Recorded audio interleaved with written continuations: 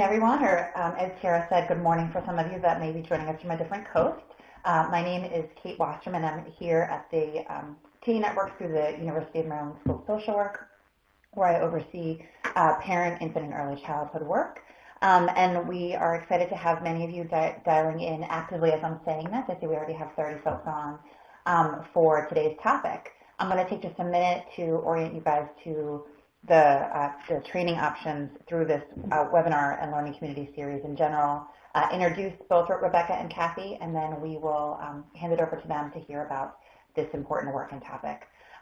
So as many of you know, if this is not your first time joining us for one of our webinars for this Learning Collaborative, and thank you for joining us again. This is really intended to be a space where people that cut across the broad array of early childhood work around the nation can collectively gather to talk about many of the cross-cutting topics.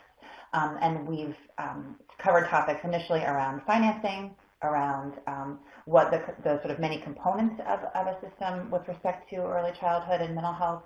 We've covered topics related to trauma-informed care, and then really, following this trend of some of the opioid crisis and sort of, how do systems respond differently to families that look different than the typical makeup of an American family now. How do we as early childhood serving communities really think about those components? So we've had a couple of different topics around grandparents and grandparent-led families and grandparents that are engaging in care for young children, and the importance of really understanding their needs and those perspectives, as well as really how to fully engage and support them. So we hope and feel that this is a topic worth delving into a bit more today, and it coincides with some of the work that 0 to 3 was already doing. So we're really pleased to invite and have Rebecca Perlikian and Kathy Keisner here with us today virtually. And you guys can actually see their faces and engage in another layer, which is really nice.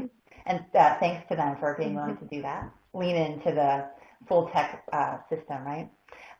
So I'm just going to read over their bio so you have a bit of a sense of them before they delve quickly into their work, because it's hard to condense, a good deal of work into an hour presentation or so. And as always, we will have the opportunity to ask questions and for you guys to interact directly with them, either by unmuting yourselves and leaning in and sharing your voice as well, or via the chat box. So as you guys have questions, please chat.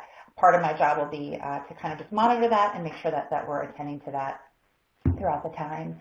And for those of you that have any resources related to this or things that come up, we have the sort of platform that this will be shared on through the Ideals Network, that we're able to share those things. So we hope that this is a space that serves in that way for you guys. So very quickly, Rebecca Perlikian is 0 to 3's Senior Director of Programs and develops resources for parents alongside training of parents and early childhood professionals.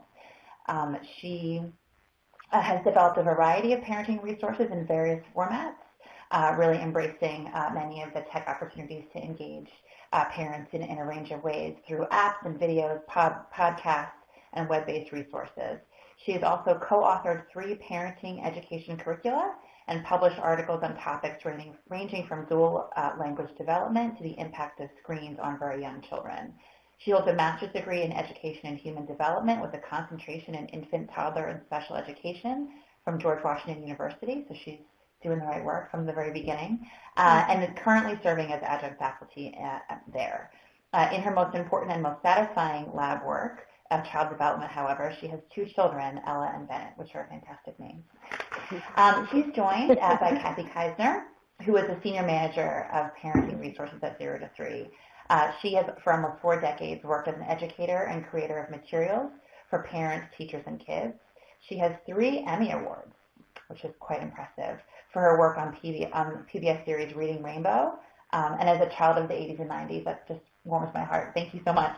And has an NAACP Image Award for the first primetime special. She's written and produced TV series and specials for and about children for A&E, the History Channel, and Court TV. She has a master's degree in both education and television, radio, and film, and has developed more than 10 online graduate courses for educators on topics ranging from culturally responsive teaching to the Common Core. Her course on Common Core mathematics won a Teacher's Choice Award in 2014. Her freelance clients include McGraw-Hill, Teaching Tolerance Southern Poverty Law Center, Benchmark Education, and WNET. Her series of STEM lessons for the SPLC was a Revere Award finalist in 2017. So very impressive, both of you. We're really pleased to have you both join us. And at this point, I'll hand it over to you to talk about the recent survey that 0 to 3 did with respect to grandparents. Yes, so thank you all for joining us today on Friday afternoon. We are thrilled to be sharing the results of our national survey with you and more importantly, really the culmination of 3 years of research on grandparents. I'd be remiss if I didn't recognize the support and assistance of our funders, the David and Lucille Packard Foundation and the Bezos Family Foundation, in bringing this work to the forefront. Our agenda today is really to kind of just talk a little bit about how prevalent grandparent-provided childcare is in the United States, especially for our very youngest children. And we are going to be focusing on a specific subset of grandparents. So these are grandparents who provide regular childcare to their grandchildren, but who are not necessarily their custodial guardians. So we'll be talking a little bit of about the demographics of families who typically choose this child care arrangement, and really share with you how grandparents view their caregiving role. What do they think they bring? What do they see as the challenges? And then finally, we'll provide some recommendations for organizations like yours who really may be trying to figure out how do we reach the grandparents in our community effectively and what kinds of messaging would be most effective for them. So that is kind of our roadmap for today. And I think, we'll just kind of start out with the fact that grandparents really are a cornerstone of childcare for children under the age of 5. To think a little bit about that, grandparents are really filling a gap at the community level when it comes to infant-toddler care. I think all of us know that infant-toddler care is the most expensive type of care, and it's also the most scarce care in terms of openings at the community level. And that's where grandparents really come in. There are these stressed child care systems, and there are these stressed new parents who need somewhere for their children to go and be cared for so that they can work. And grandparents are really at the intersection. So we'll be talking a lot about that today. But first, let's start off with grandparents. Today's grandparents are not, in the cardigans with a white bun on the front porch anymore, which might be how we're accustomed to see them in cartoons or other things. In reality, what demographics tells us is that the average age for first-time grandparenthood is actually 52. So to kind of give you a sense of what that looks like, I think,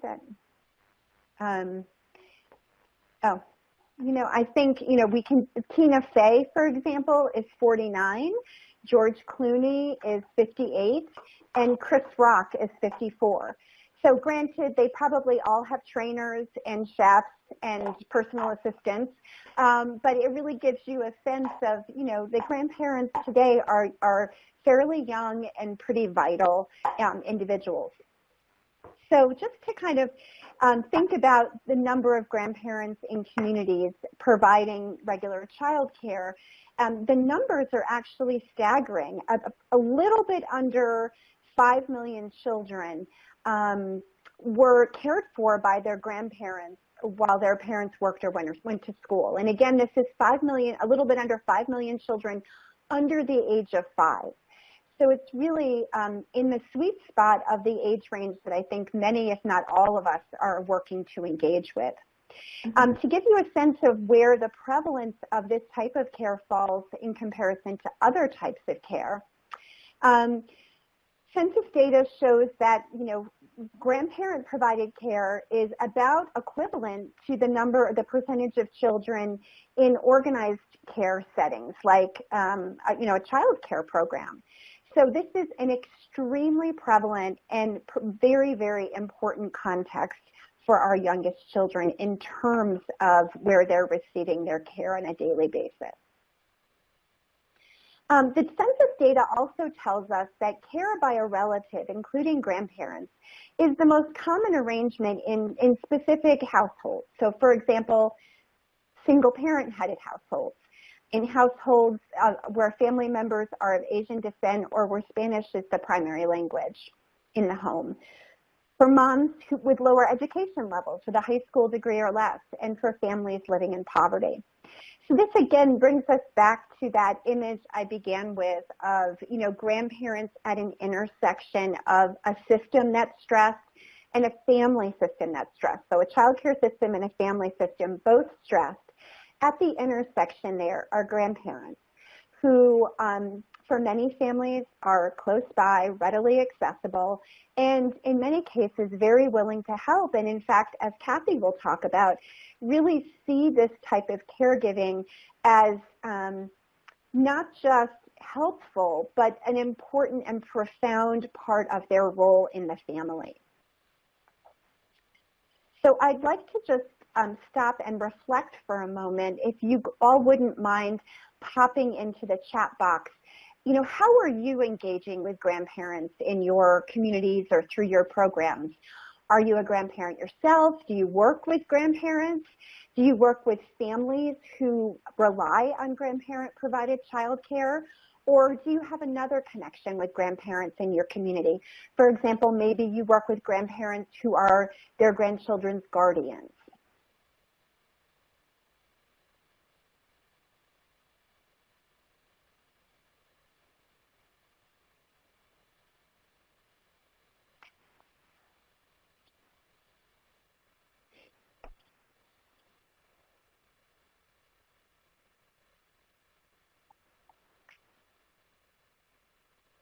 So it sounds like working with grandparents, providing peer support while they're providing care. Wow, what an interesting project. You are a grandparent with custody of your grandchild and working with grandparents in that situation and needing resources. I think some of the resources we'll talk about may be very helpful to you. And we'll just kind of continue to let those responses kind of flow into the chat box. It helps us to understand your context so that we can maybe adjust our presentation a bit. Seeing a high number of children being raised by grandparents, and you have a group specific for grandparents. That's great. That's great. Well, I think we are shifting now. Kathy is going to take over for a little bit. So, Kathy, do you want to jump in? Yeah, thanks, Rebecca. First of all, we've been working on this project. We're happy to have you all with us today. We're eager to share the results of about 3 years' worth of work, starting with a literature review and moving on to both focus groups and a nationwide survey of grandparents. And the big question is, what are grandparents saying about their role as child care providers, and how can we help them more effectively fill this role? So first of all, we'll have a look at our focus group responses and our survey data.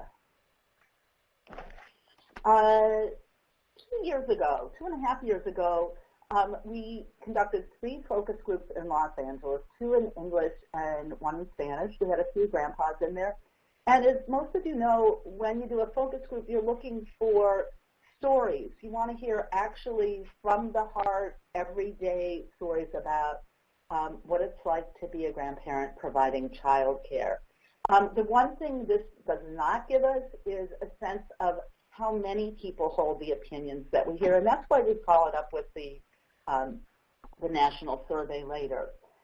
This also mirrored a process of, in an earlier survey of parents, which included both focus groups and the national survey. And we'll refer to that a little bit later on because there are some places where what we heard in one group resembles what we heard from another. We completed this survey online about a year ago, between November 26th and December 27th. As Rebecca mentioned earlier, the grandparents in our survey were not custodial grandparents. They provided about 15 hours a week or more of child care while the parents were either in school or working. About a third, which seemed huge to me, of the people in our survey shared a household among 3 generations. And we'll talk about what that meant for those groups. And we also made sure to oversample African American and Hispanic families so that we were sure we had adequate representation of those groups. The number one thing which for those grandparents in the group will surprise no one is grandparents really are feeling the love. 98% said they love being a grandparent, and when we talked to the designers of our survey about this, they said people never agree on anything in a survey. So this was really a fabulous result to us. Grandparents in our focus group said that they felt pure love, that they loved seeing themselves in their grandchildren, and that they really were released from some of the stresses of parenting. They had more time. They weren't as worried about their grandkids as they were about their own children. One grandmother, Debbie, put it this way: you have the time. You are not in such a rush. When you're a parent, it's like, I have to get here, I have to do this, I have to do that. No, you know what? All those things can wait. Put that on the back burner. My grandson wants to show me something, like right now, and he says, Granny, come here, look at this, and I say, oh, yeah.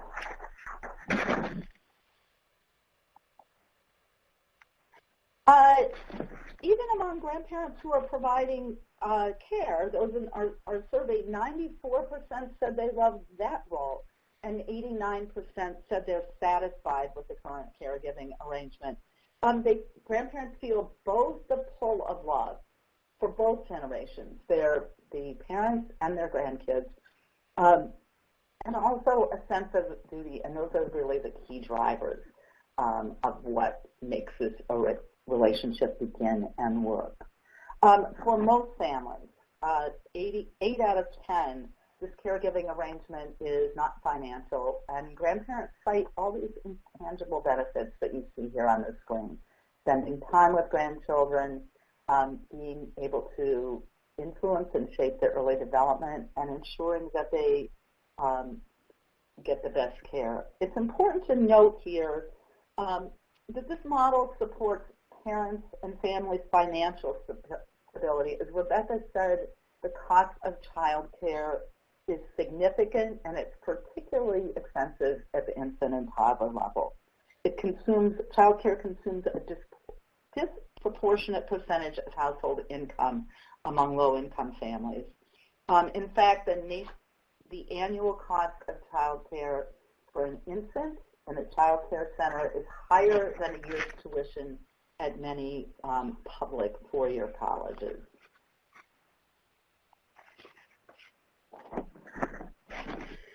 Key idea number 2 was honoring the commitment. We've heard from grandparents that this arrangement comes about in different ways. Sometimes the adult children ask for help, and sometimes the grandparents just see a need and offer to step in.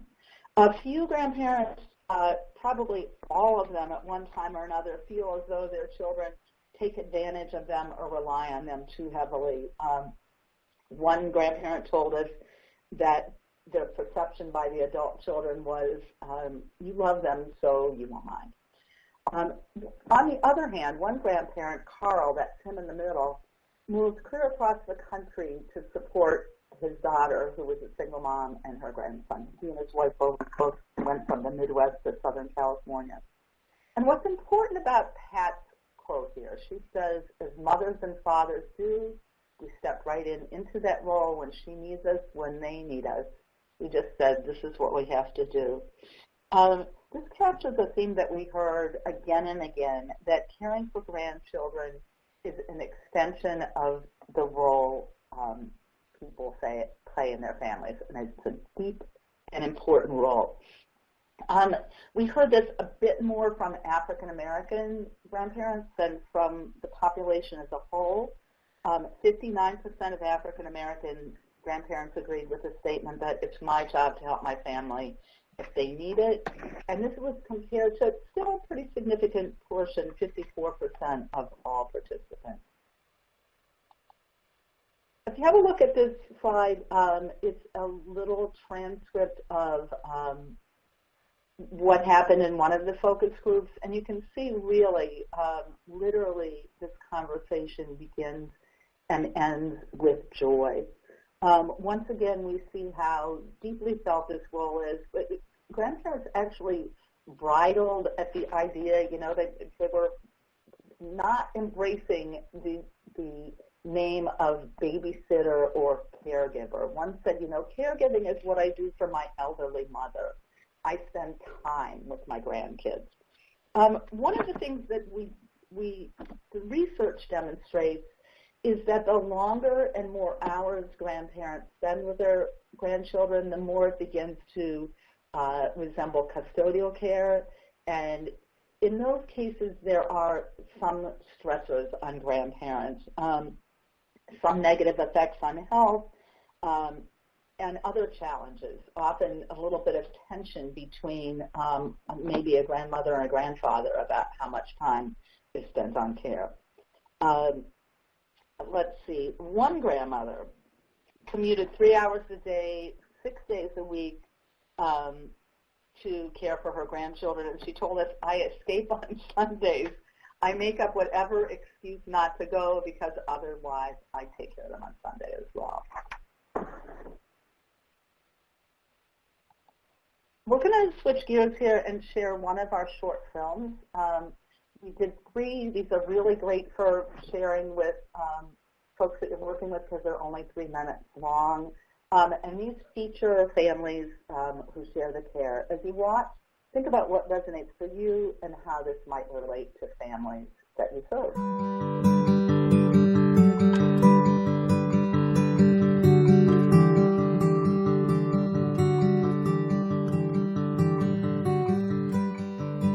My name is Nancy Delgado. My son, Benjamin, is Santiago's father, and Jessica's my daughter-in-law, and Ed is my consuegro. In Spanish, that means co-in-law. I retired back in September of last year, and I was asked if I could watch Santiago at least one day a week and give Nancy a break. My mom was nearing retirement. She was planning on teaching another couple years, and she decided that she'd stop to take care of Santiago. She just offered that up. That was like kind of a blessing, you know. And they were talking about daycare centers, and I said, no, I don't want him to go to a daycare center. I would like to watch him. It all was really just lucky. Within the first 6 months of his life, he was being able to be taken care of only by grandparents. So I was actually watched by my grandmother. So I'm really excited that Santi gets that exact same experience that I did. We coordinate our times pretty well. We all know what we're going to do and when we're going to do it. So far, there haven't been any major challenges. In the beginning, when I first started watching him, he wasn't napping very well. And they had a plan that they were following to get him to nap or to sleep at night. The few times that Santiago didn't nap, it was really apparent to us because he came home and he was just kind of crazy. And we're like, what's going on here? That was a little challenge. But other than that, no. I think there's a huge need for like grandparents and me style classes. They're kind of leaving out this whole group that we know exists. Or maybe some just general classes on how things have changed. This is what we've learned in the past maybe 20, 30 years since you were last parenting. And then that would take some pressure off the parents to have to be the ones to say, well, this is why we're doing this. It like deepens our relationship, obviously, with my mother-in-law and my dad. He sees us as like one family unit, and he doesn't really think of anybody being separate or apart from each other. We would not be able to even closely maintain our standard of living without their support and assistance. I mean, I think we've expressed that to them pretty clearly. Also really lucky because it allows me to keep working full time at a job I really enjoy and to be like the best employee I can be there because I'm not worried about how Santi's doing. I know it's all taken care of. The fact that I can experience him as, a 2-year-old and just watch him grow, and that I was part of that. And that's what I'm grateful for.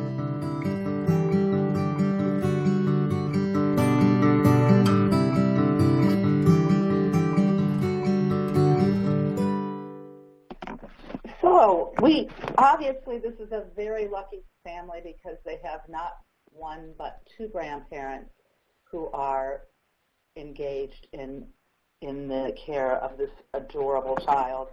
And I want you to think about the family that we just saw, and also the families that you serve. What personal qualities do you think are needed for parents and grandparents to establish the kind of strong relationship needed to share the care? So we'll give you a minute to write in the chat box.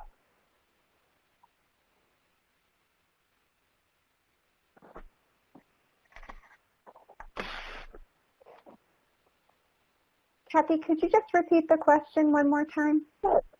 Oh, I see somebody says good communication, trust, and patience. And the question again is, what personal qualities do you think are needed for parents and grandparents sharing the care? Someone else says understanding. Thanks, you guys, for jumping in. We'll wait another minute. It says multiple attendees are typing.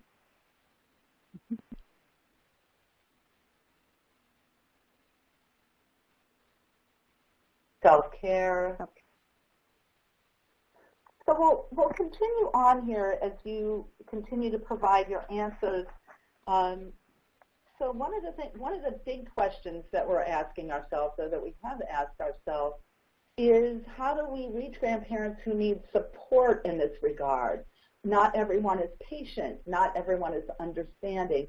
And how do we find grandparents and make this whole task easier for them?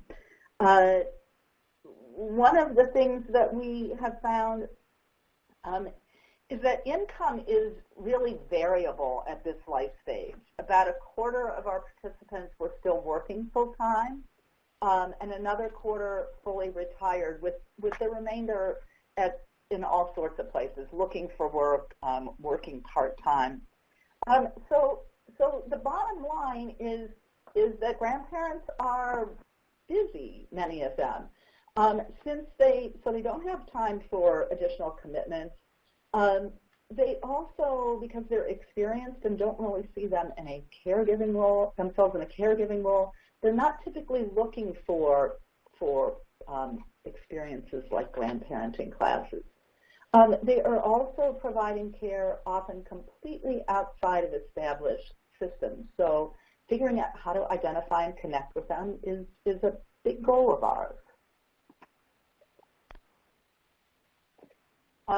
We'll come back to that. Number 3 key idea was that grandparents have a hard-earned wisdom from their years of perspective and experience. There really is kind of an idea that they see their adult children out in the world, competent and so forth, and they know that they brought them to that place. So they rely a lot on the knowledge that they have gained from many years of raising children. Caring for their grandchildren allows them to reflect on what they might have done differently, and also really the idea that they don't have to sweat the small stuff. Some of the stuff that they worried about the first time around, maybe not so much this time. They're really confident about their ability to care for their grandchildren and meet their needs. And as I said, rely quite a lot on their own parenting experience. 81% of them are happy with the quality of care they provide, and they cite some really important reasons for that. They have more patience. They have a clearer sense of what's important than they did when they were raising their own children. But 74% believe that it's scarier raising kids today because there's more danger and violence in the world. And Rebecca, I think we're back to you. Yeah. So we wanted to kind of shift our lens a little bit and just give you a sense of sort of the relationship between grandparents and their adult children. And so 0 to 3 in 2018 surveyed millennial parents to really understand where they go to for parenting information and what sources they trust most. And not surprisingly, what we found is that grandma wins out over Google. We found that millennial parents told us that their own co-parents and their own parents were the #1 source of child rearing information for them. And I think this is really important for all of us in the early childhood field to really understand the critically important role that grandparents play, not just in child care, but also as a source of child development and parenting information for their own children, which can have important impacts on their grandchildren. So you can see that immediate family, co-parents, and grandparents were the most frequently used source of parenting information. A close second, of course, was healthcare provider. And as you can see, our real-life social network, friends and extended family, rounded out the top 4. And then when we asked parents, who do you trust most as an information source, it was overwhelmingly their co-parents, their own parents, grandparents, and healthcare providers. So again, I really think this is an important context for us. And when we have an opportunity to interface with grandparents, we may not realize how important it is for grandparents to really understand caregiving practices and how practices may have changed over time, because they are then sharing this information with their own adult children. And this kind of leads us to this idea of conflict. So whenever anyone shares, I know my mom often will send me articles, or she read this, or she saw this. It's very common for conflicts to emerge in families, and certainly in our focus groups, this theme came to the surface. Here, with names removed, we have some quotes from grandparents. One who said, my son, I call him Dr. Spock. He knows everything. I have no input there. And then I leave the final word to my daughter, but I will give my opinion. She'll think about it later, and then they respect your opinion, or they do it the way they feel best. And usually it's my way. So I think on the whole, across our focus groups, grandparents really told us that when it came to sharing the care, they really did feel as though they were part of a team. One of the hot spots for grandparents, though, was around discipline. And in general, grandparents felt their own children were too tough on their children, on their grandchildren, when it came to limit setting and discipline. This really mirrors national parent surveys that we've done, showing that parents struggle mightily with limit setting and often default to more harsh approaches that may not be as effective. So when it came to the data, about half of grandparents said that they feel some level of disagreement and tension between the generations.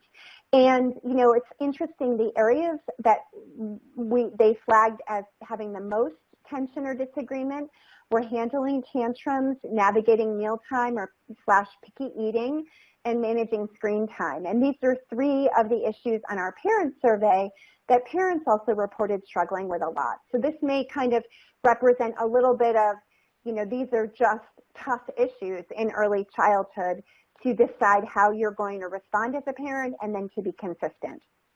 The one asterisk here, the one kind of demographic note we wanted to share is that grandparents living in multi-generational households, so households where grandparents, their adult children and their grandchildren all live together, they reported experiencing a statistically significantly higher level of stress and more tension and disagreements.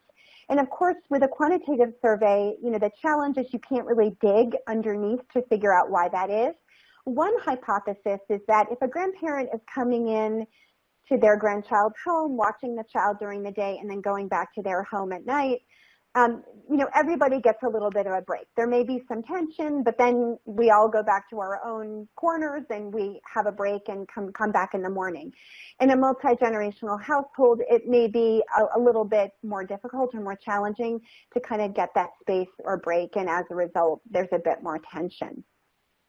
But we wanted to share another video, again, featuring a real family who kind of, you can see from the video that they reflect a bit on some of the challenges and disagreements that arise. And I'm wondering, in the families that you work with, where do you see the challenges and disagreements happening between parents and grandparents, or between parents and care providers in general?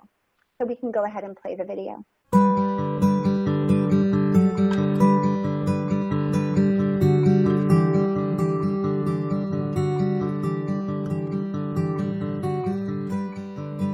My name is Jose Gamboa, and my son is Jose Gamboa Jr., and his wife, and the 2 kids. So it makes me their grandfather.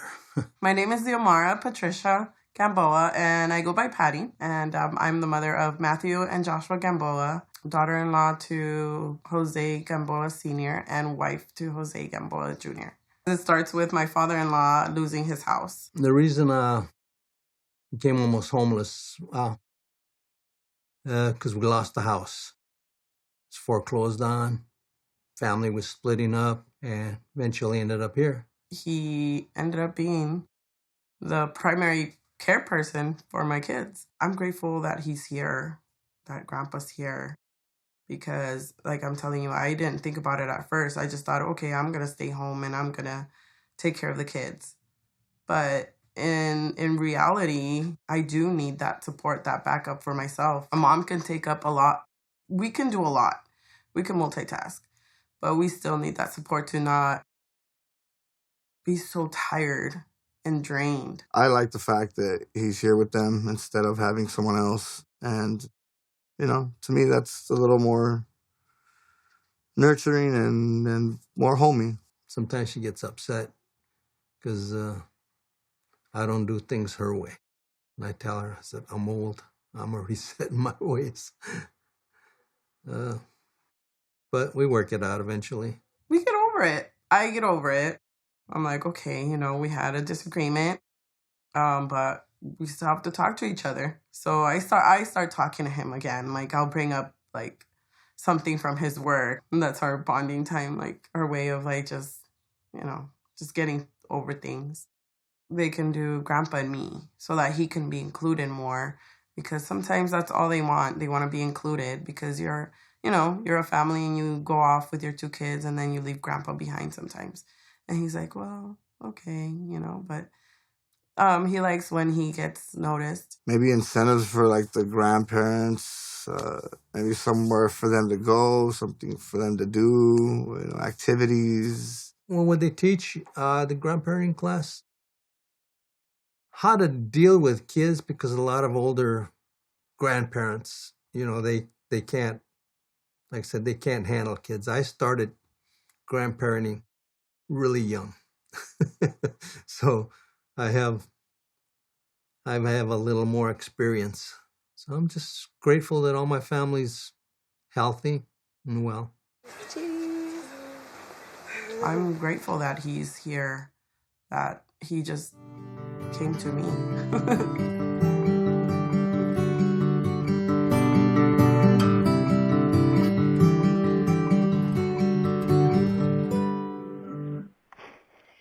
So as we watched that, we heard, that there are flashpoints in every family that kind of, lead to conflict.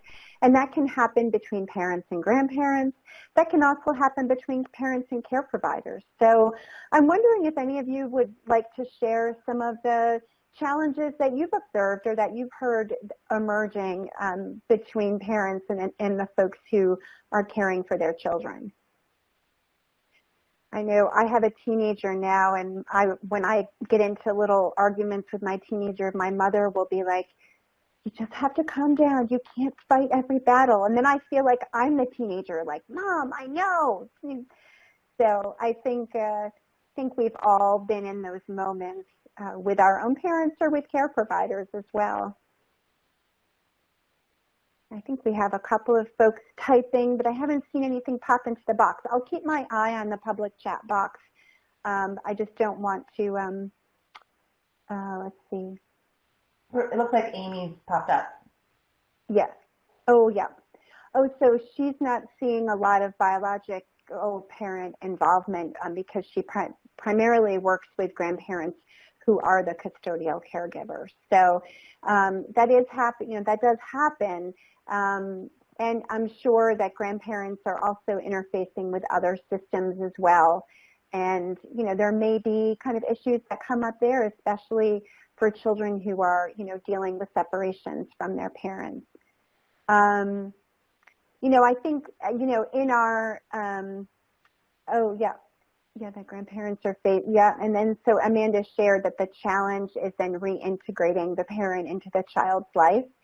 And I think some work I've read from a sister project at 0 to 3, they really have been focused pretty heavily on, creating a reunification plan that is phased and where the parents are really provided a lot of intense support, because in some cases they have to learn or relearn how to read their child's cues and how to kind of meet their child where they're at, and the child has to relearn how to trust that parent.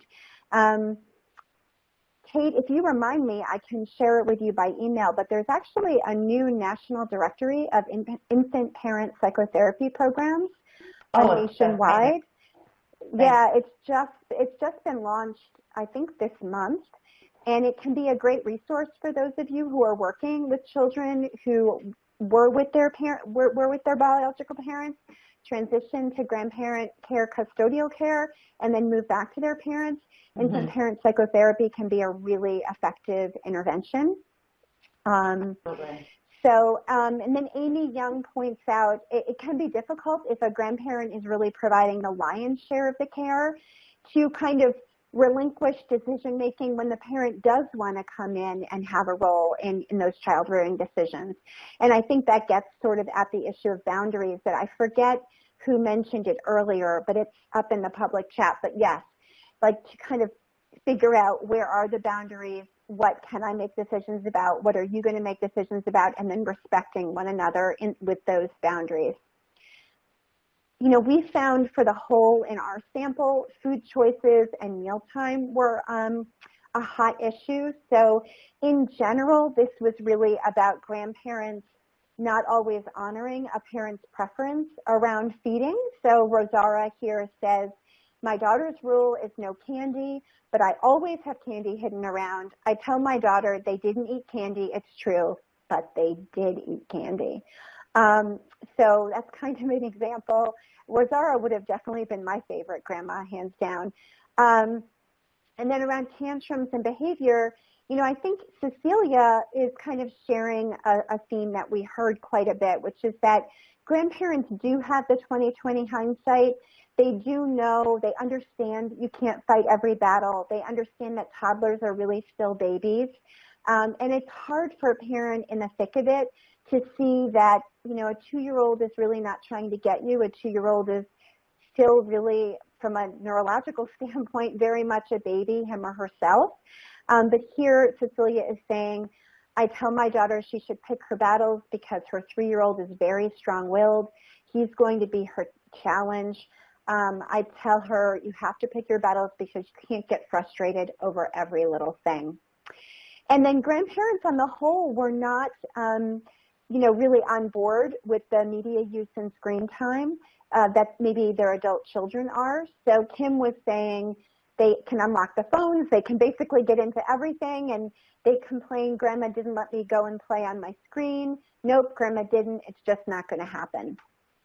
So, I wanted to just pull up, and as a child development and parenting specialist, I'd be remiss if I didn't sort of ground us in where parents are in all of this, because a lot of times in our field, we talk about dyadic relationships, the parent and the child, but when we bring a grandparent into that relationship in a caregiving role, we really are talking about triadic relationships, the parent, the grandparent, and the grandchild.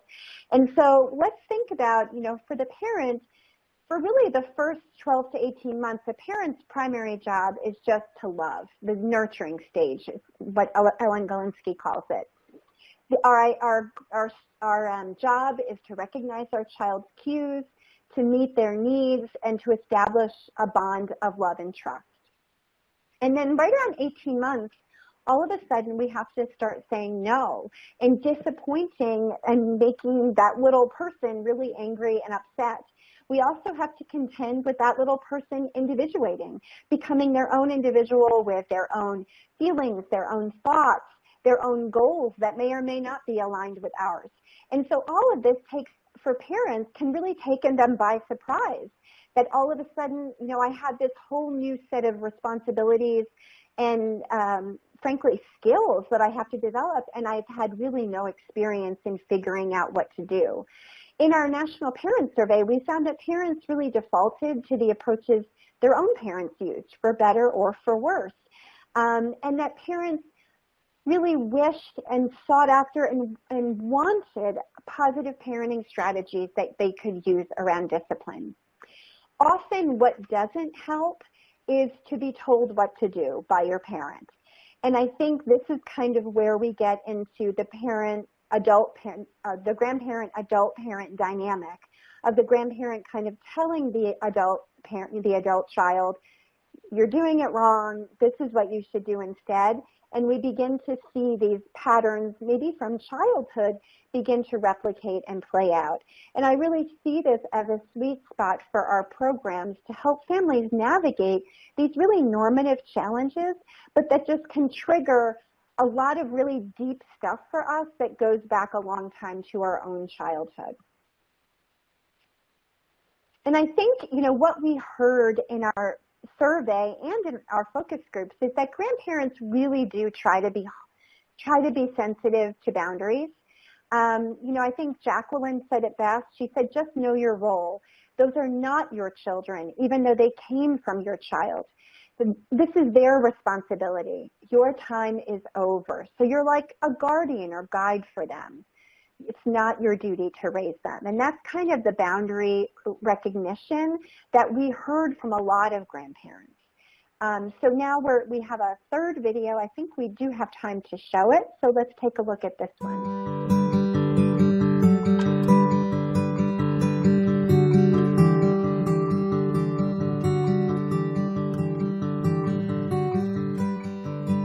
Hi, my name is Althea Sachs, and I live with my grandson, Eton, and my daughter, Molly. My grandson, Eton, when he wakes up in the morning, he kind of hangs out on the couch for a while, and my daughter's getting ready because maybe she's going to work that day.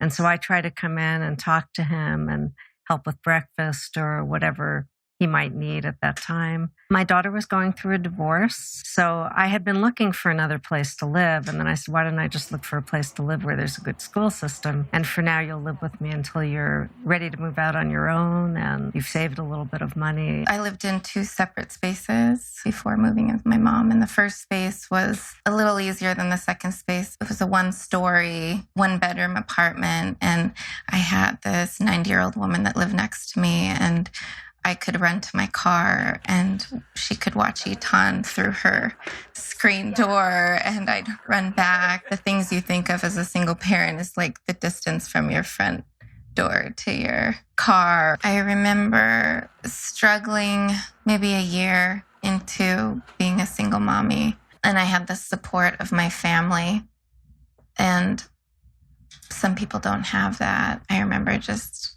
being at lunch with my sister one day and just losing it. I just have this package that I just wish for everybody. The ease that my family is with me.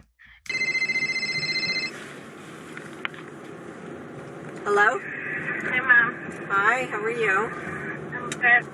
How was school? Good. Good. Okay, well, I'm just walking in my car and I'll see you soon. Okay. I love you. Love you too. Bye. There's sometimes I'll bring something up that maybe she didn't want me to say in front of him, and she'll say, Mom. And then I get the message. I'm like, okay, I won't bring that up. She's the mother. I'm the grandmother, and I just have to go along with whatever she feels is right. And I can see the point when she says it to me, and I say, oh, yeah, I shouldn't have, whatever. But this is rare, but it does happen once in a while. I think there's a real balance between the two of us. I think both of us feel that way. My mom backs off when I'm parenting, and there's a real respect. It would be nice if there was some kind of meetup even for grandparents and their children at a park, just like you would with parents. Because I just moved to this area in September. I don't really know anyone in this area as a friend, and that might be a nice way for people to meet and get to exchange ideas and things to do with kids. I'm grateful to have gotten this opportunity to have them both with me right now. I'm grateful she was willing to come here and give this a try.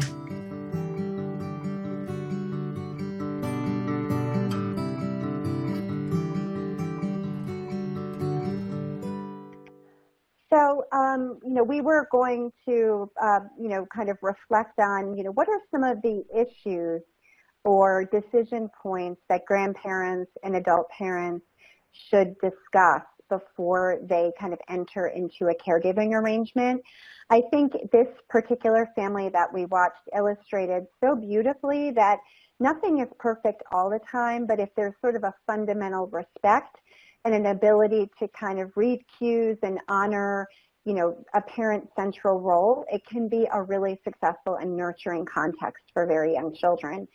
So one thing, again, to consider are what are the issues that parents and grandparents should discuss and work through before they begin this agreement, and we've actually developed some resources along those lines. So we'll be getting to that later, but just to kind of put a flag in the back of your mind on that. And then my final slide before we go back to Kathy is that, we did ask in our survey about boundary issues, and the only differences that we saw among families were in African American families, about 7 out of 10 grandparents agreed with the statement that it's my house and my rules when it comes for caregiving for young children. But it's really important to note that African American families didn't report higher levels of family tension. So this is clearly a family dynamic that didn't create any greater discord within the family. Hispanic grandparents at 60% reported more tension between the generations than grandparents in the survey did as a whole. And again, we couldn't really dig in with follow-up open-ended questions to understand why, but one hypothesis is that it's possible that Hispanic grandparents are approaching caregiving with a different cultural lens than their children who may have adopted more standard Western practices. So that is a possibility. We're not exactly sure why that is, and it's a place where we'd love to do some additional research. And then finally, the only other demographic difference we saw is when we looked across the entire sample and broke it down by education level, grandparents with a college education were more likely to disagree with their adult children on child rearing, but more likely to just defer to their adult children and to follow their adult child's rules when caring for a grandchild. So those were just some minor differences that emerged in the study, but I think the really important takeaway here is that it's important for families before they jump in to really talk about boundaries and expectations so that it's a relationship and a situation and a context that actually strengthens family bonds and doesn't create more tension. So that brings us to helping parents navigate these conversations. And it's time for you to share in the chat box again. What are some of the tips you would offer parents setting up sharing the care arrangements with grandparents? What would you want them to know? And we'll take a minute here for the responses from the group.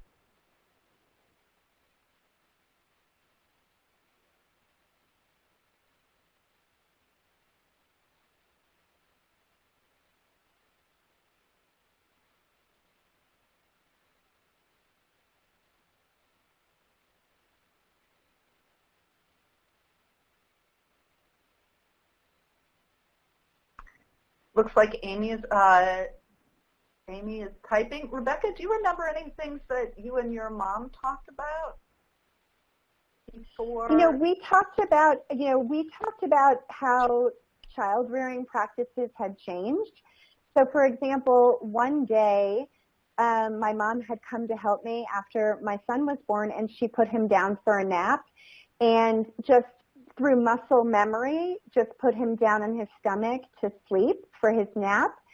And when I had got him, he slept for 3 hours that day. As a caveat, it was like his longest nap ever.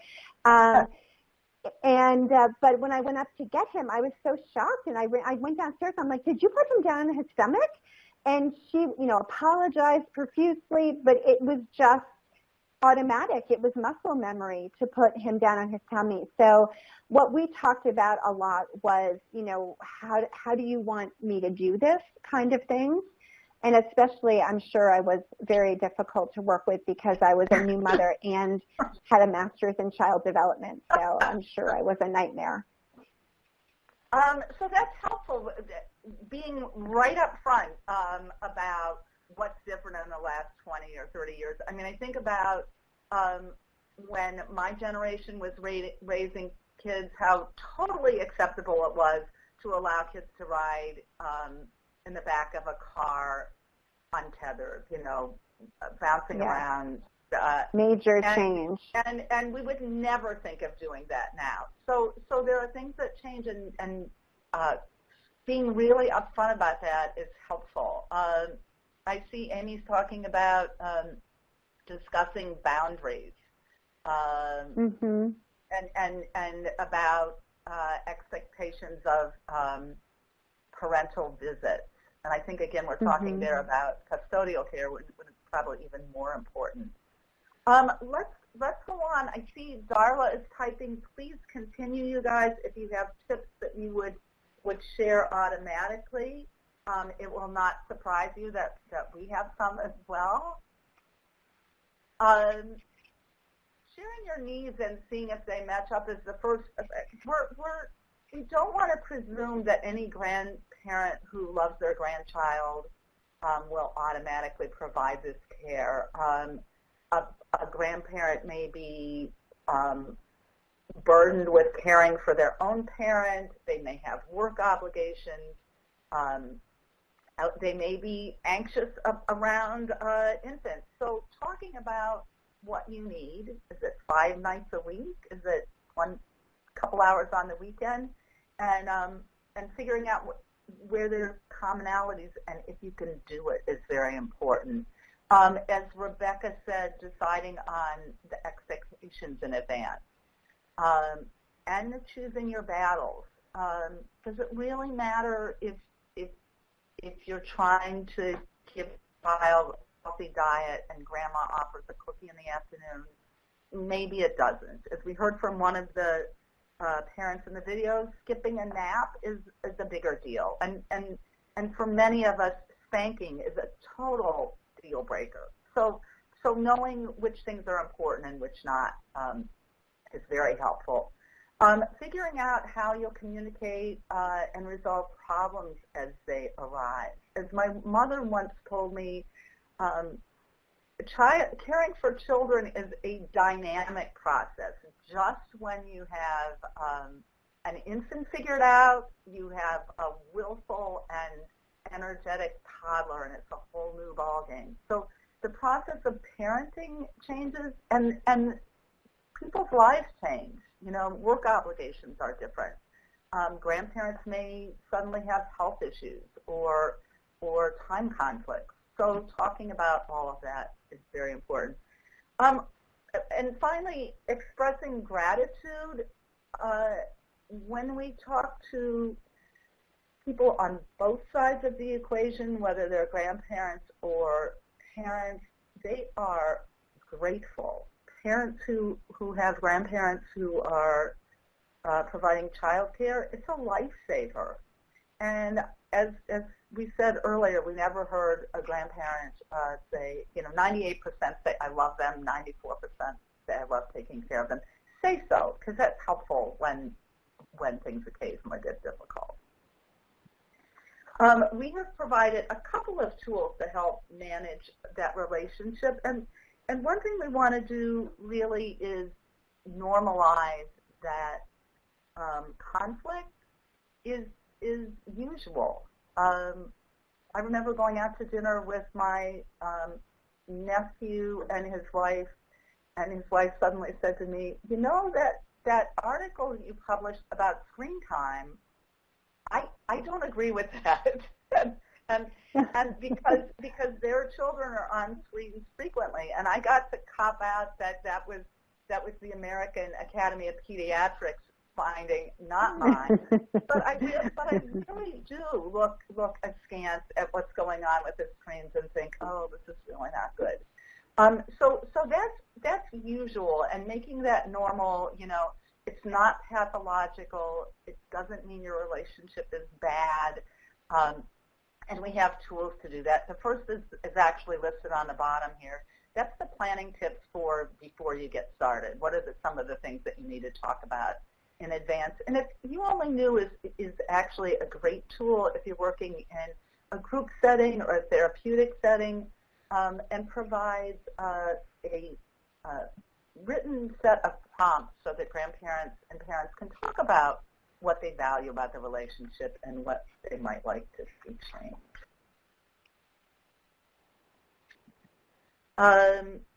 Just another list of things to be considered, and I think we've discussed most of them. Certainly, we should talk about naps and sleep schedules, meal times, limit settings, screen time guidance, and other child rearing practices. It's important for parents to remember flexibility about the rules. As I said, as long as the children are safe and loved, in what places can you let go of the control? And that's really important for both generations. Moving right along here. To back up all of this, when we asked in focus groups about key changes in caregiving practices, grandparents weren't always aware of them. There was the first one who, like Rebecca's mom, in our day, putting a baby on his or her tummy to sleep was okay, and the daughter had to coach the grandmother on what we do nowadays. Issues about spanking and an alternative for discipline. Grandparents may be unaware of the research that many of us take for granted. Hispanic grandparents, we found, are more interested in finding caregiving information on the internet. They seek information in slightly larger percentages than the general population. And this reflects what we heard about parents as well. Millennial Latinos are more likely to look for information on the internet than their counterparts in other demographic groups. African American grandparents reported interest in information on child development, like topics like safety, health, education, and nutrition in slightly larger percentages than grandparents overall.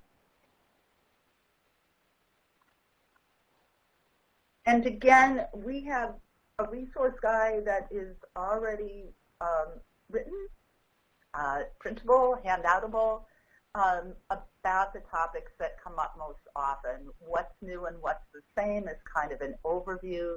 There's one that talks about discipline, meal times, sleep, and making the most of the everyday moments in the time-honored ways that we always have. Talking to kids, reading to them from birth, And finally, screen sense, how to resolve the issues about how much screen time is too much. All of those resources except Screen Sense are available in both English and Spanish, and we're working on the Spanish version of Screen Sense now. That's a pretty recent addition.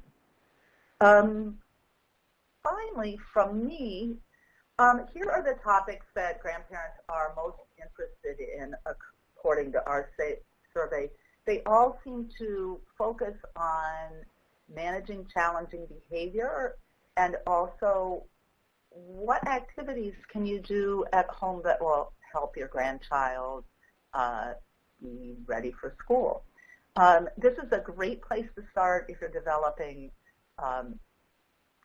workshops or resources for the grandparents that you serve. We are lucky enough to have just received a grant to develop some of those workshops ourselves, and that's where we're going to start. And happily, we've got resources on our website on all of these things as well. And that's it for me. Back to you, Rebecca.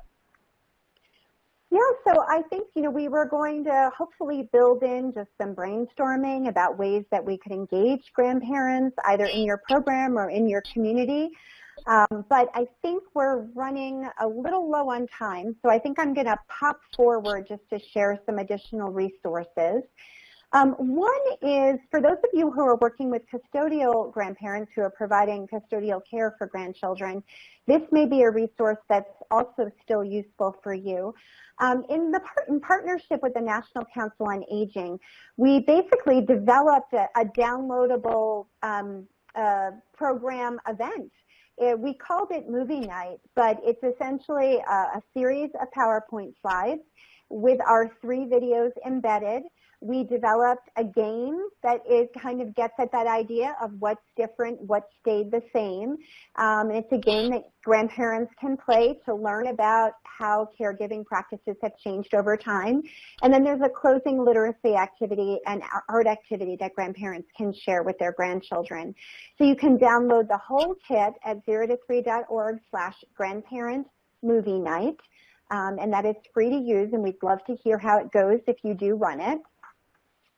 That's our closing quote from Pat about her hopes for her grandchild's future. Grandparents really expressed such a passionate hope that their grandchild will change the world in all the best ways.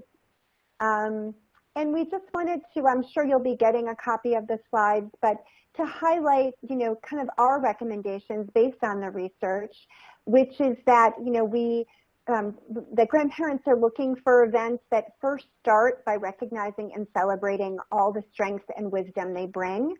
The importance of planning activities that include more than one generation, that either include all 3 or grandparent and grandchild.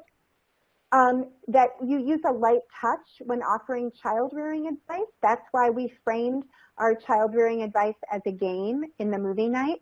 And the flip side of that is really elevating the expertise of grandparents.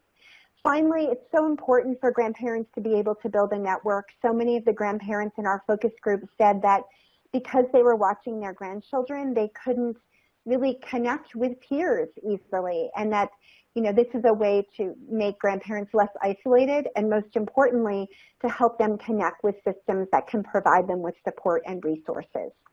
And of course, finally, to work with the systems where grandparents already are. So that might be senior centers, libraries, early intervention programs in your community, but to think, or even houses of worship, so to think really broadly and creatively about where grandparents are. All of our resources are available for free download at 0to3.org/grandparents. And this is Kathy's and my contact information, and we encourage you to reach out. I know that we wanted to be sure to leave some time for questions, so we are happy to take those now.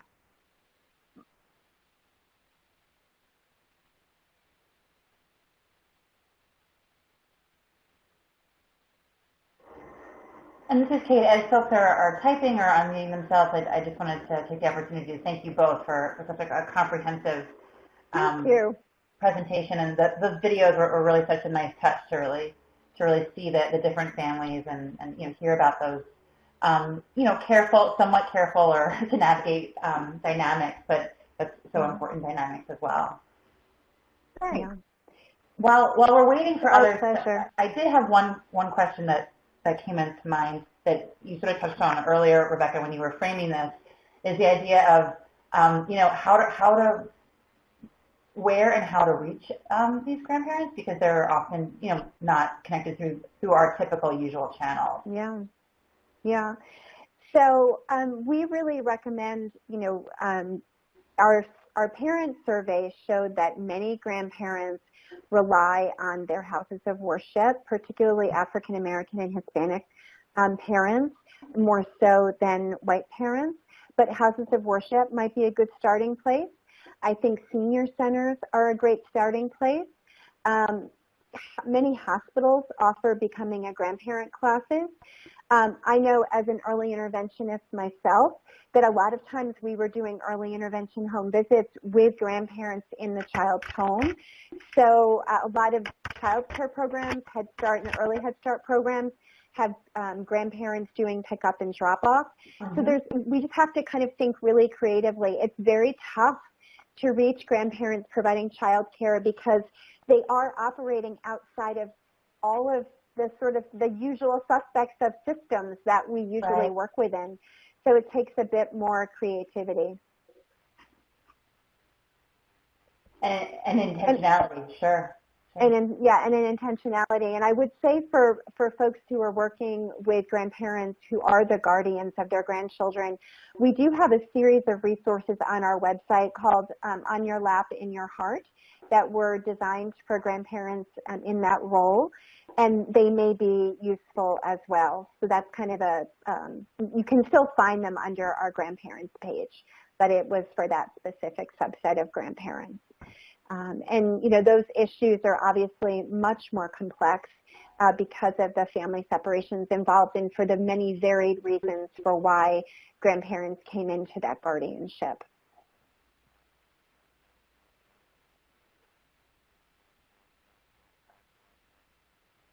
Right. So again, participants can either unmute themselves and speak directly into the phone or into your computer if you're joining by audio through that mechanism, or type any questions or comments or scenarios that you would want us to talk through in the chat as well. And I would just reflect that for our video series, we intentionally chose families at different socioeconomic statuses, so at different income levels and different housing situations.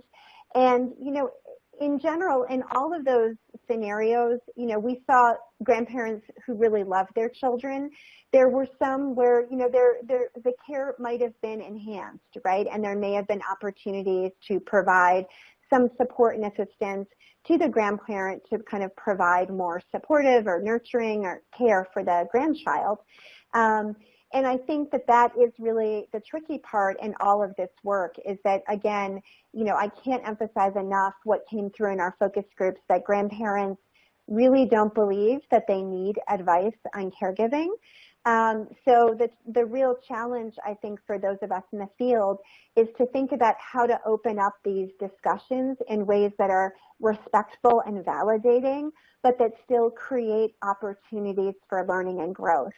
And one possible frame, actually two possible frames that emerged in our focus groups was, the first is health.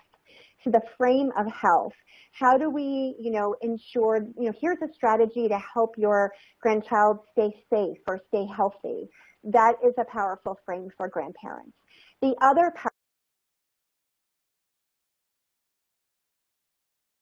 powerful frame for grandparents is, here are some ideas to help your grandchild, get the skills they need to be ready for school.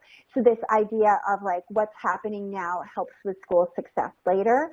So, for those of you who are working with grandparents, who are running grandparent groups, and who may have encountered a little bit of resistance, I think those are kind of some frames that you might consider putting the messaging within, because almost everything we do in child development and parenting can in some way or another fall into one of those two buckets.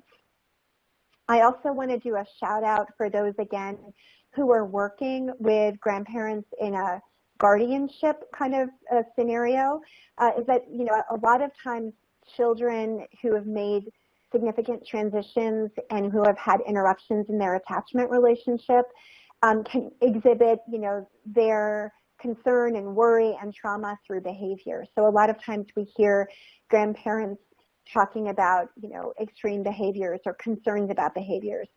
So 0 to 3 does have a wide range of resources on, responding to behavior. We also have done a lot of work on trauma-informed care for very young children. So I would suggest, checking that out if you're looking for additional resources. And if you're having trouble finding them on our website, which, believe me, sometimes I can't even find things on our website, you can feel free to send me an email, and my email address is here, and Kathy's is right next to me.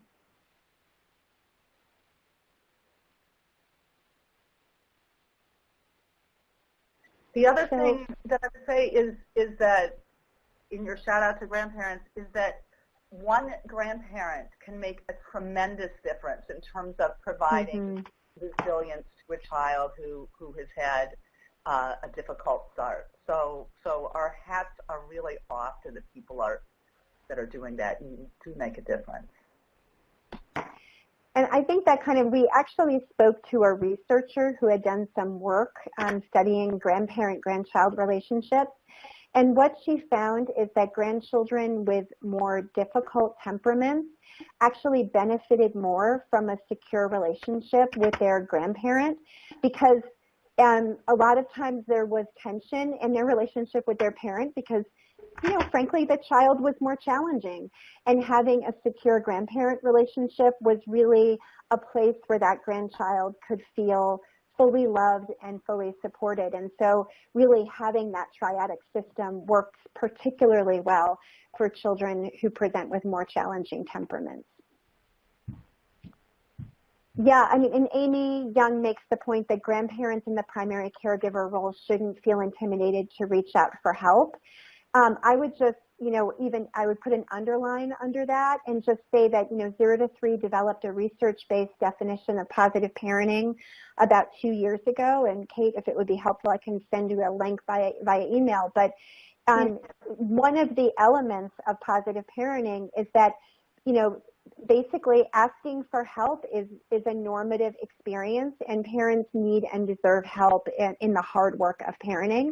And I would say just substitute grandparenting, because the issues are exactly the same, parallel issues, and the same need for support when these issues arise. So I would really emphasize Amy's point, and I think it's a lovely closing for us. Wonderful. Again, thank you both so much for your time on this topic today, and thank you to everyone for joining. Rebecca, please do send both that and the registry of parent-infant psychoanalysis clinics. That would be really helpful. We'll send that as well as the link to this recording to everyone that dialed in today. Great. I'll get that out to you this afternoon, and I want to thank you all for joining us. I feel so honored to have connected with you all today. Thank you for having us. It was a pleasure. Absolutely.